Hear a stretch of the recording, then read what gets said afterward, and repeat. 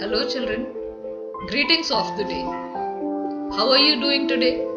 I hope all of you are taking good care of yourself and your parents and all the elders in the family.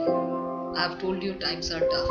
So in these tough times, we have to take special care of our health. So please eat healthy food, stay home and stay safe. I welcome all of you to this video class of Class 10 English. The topic that I have brought for you today is Glimpses of India, which is lesson number 7 in your course book, The First Flight.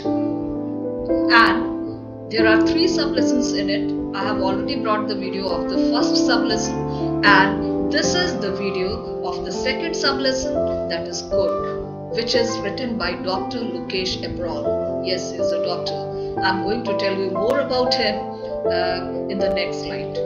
And before I start, I would like to focus on this one of the pics that I have put over here. This COORG is called the Scotland of India. That is the beauty of the place. It is as beautiful as Scotland. So it is also known as the Scotland of India, a piece of general knowledge for you. So let us get started.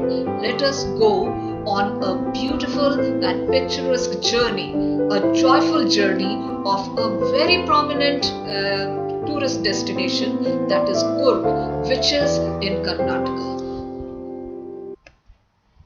Before I tell you something about COORG and the details of its cultural life, traditions and practices, the religious beliefs, etc., I would like you people to first tell you something about the author of this particular lesson.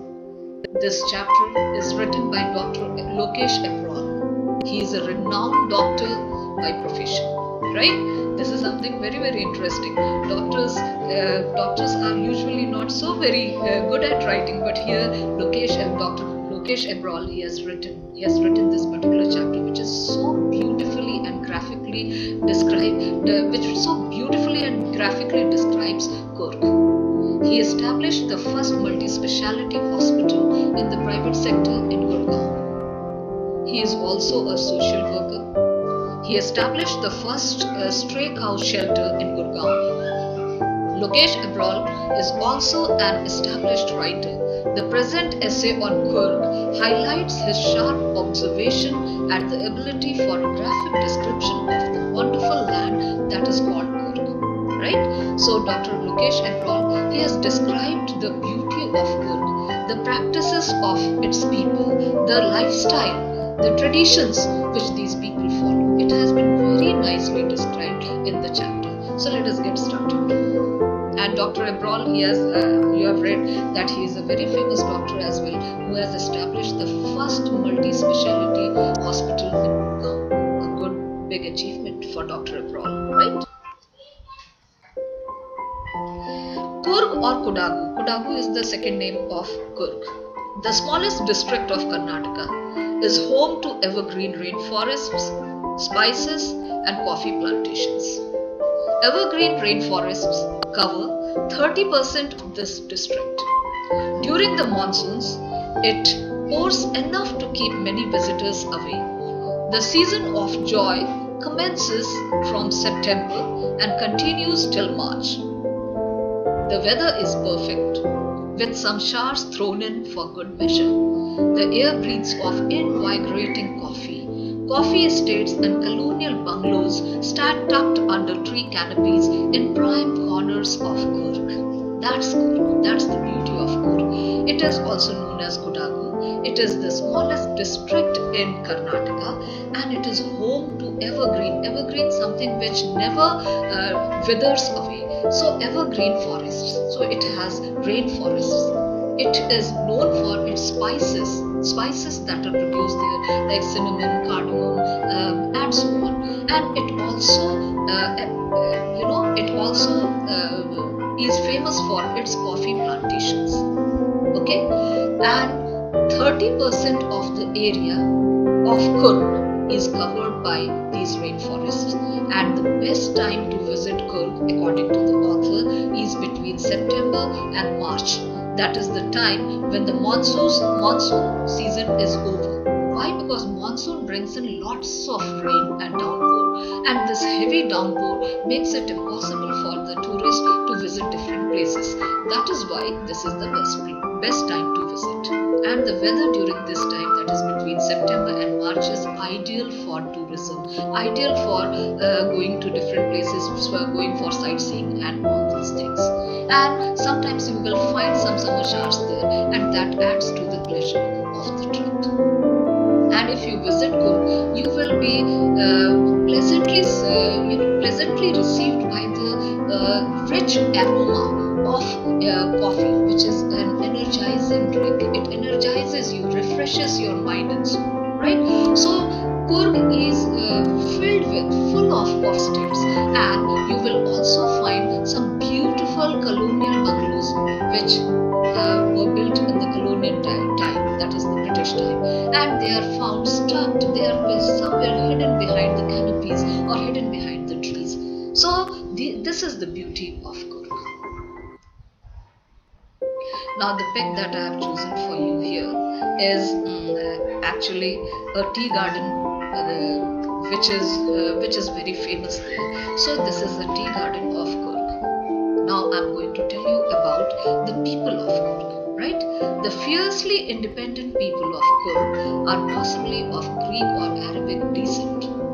As one story goes, a part of Alexander's army moved south along the coast and settled here when return became impractical. These people married amongst the locals, and their culture is aberrant in the martial traditions, marriage and religious rites, which are distinct means different, from the Hindu mainstream.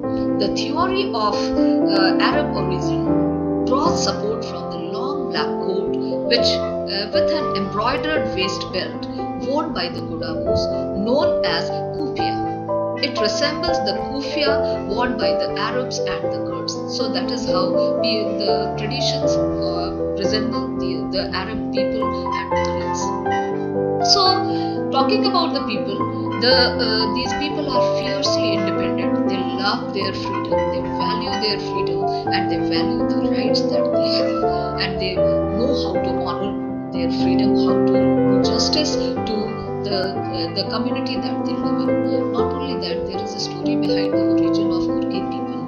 It is believed that when the Alexander the Great he attacked India, he came for his quest of India. At that time, a small part of Alexander's army, by mistake they came to this land of Karnataka and they visited Coorg, and they realized that going back all the way to Greece was going to be very, very impractical and impossible a task. So they decided to settle down in Coorg, and they got married to the local girls there, and that is how the Coorgi population came into existence. And these people still have certain cultural practices which resemble the cultural practices of the Arab people or the Greek people. So the story goes that perhaps these people have come from those Arab or Greek descent. So this is the family history of the Coorgi people. They are very brave, they are very courageous and valiant people. Okay? So that's the story of Coorg, the history of Coorg, how Coorgi people came to be known as Kodabus. When they came there, they settled down there. Coorg, because the Kannada name of Coorg is Kodabu. So the people who lived there came to be known as Kodabus. Okay.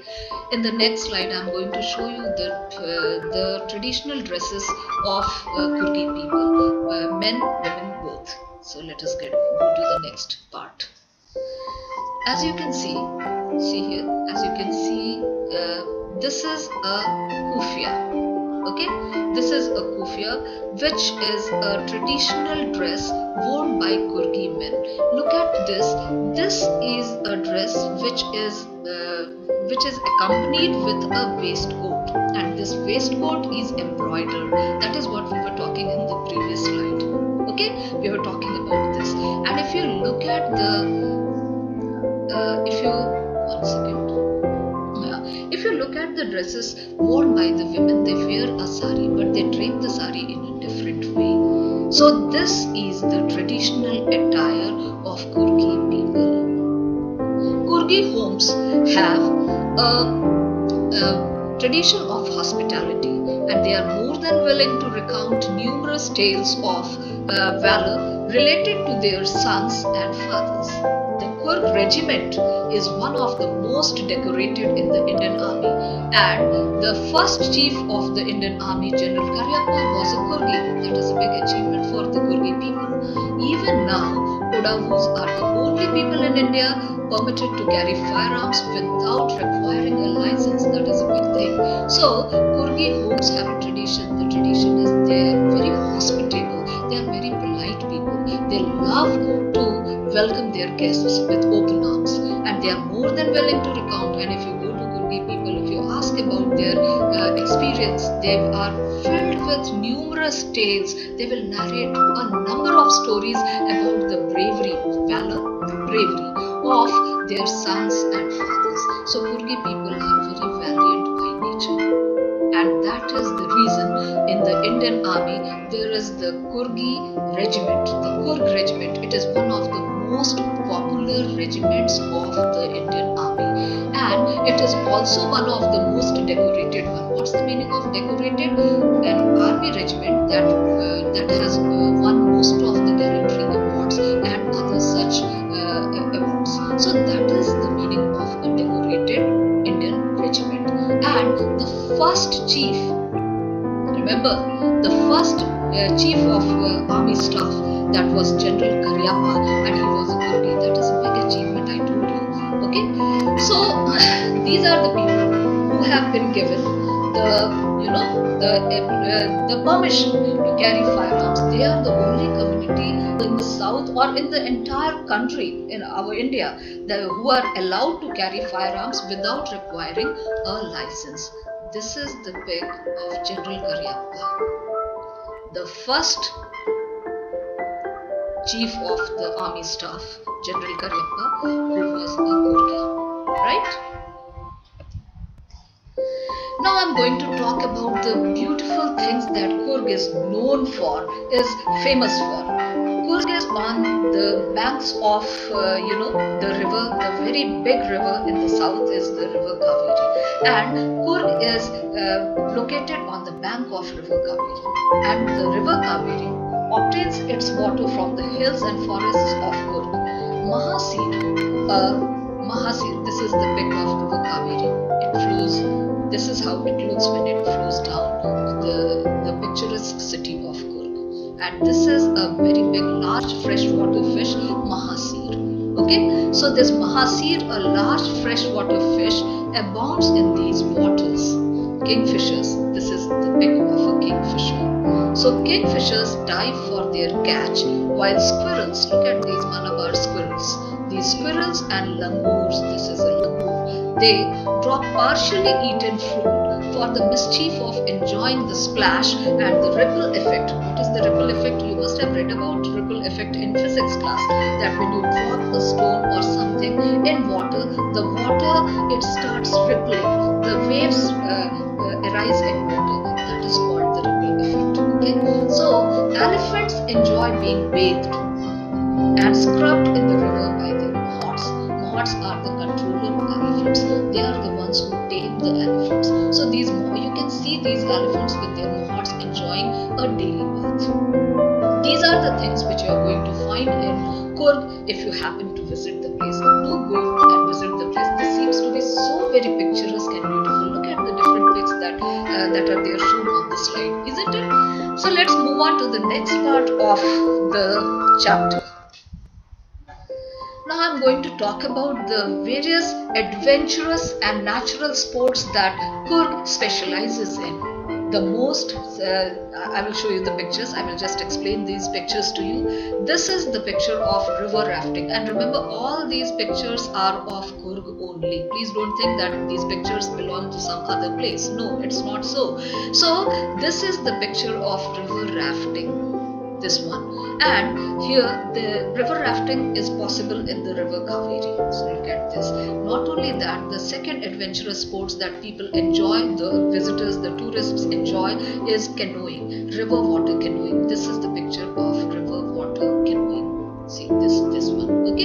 Then next you can also go for water rappelling. Water rappelling means you will tie your body with a rope and you will climb down a mountain or a water surface. That is rappelling. Here I have, this is a picture of rappelling down the water surface. Then next you can also see the picture of mountain biking, which is a very common sport in Coorg. If you happen to visit the place, please enjoy all these sports. They are going to send the chill down your spine, and but then that will be a memorable experience. You will never forget it. And the last picture that I want to show you is about rock climbing. So these mountain climbing or rock climbing, this is something which Coorg is famous for. Got it? So these are the pictures, these are the things that Coorg is famous for. Even when you go to Coorg, even the laziest of the person will become energized. That's the beauty of the place. That's what the author says.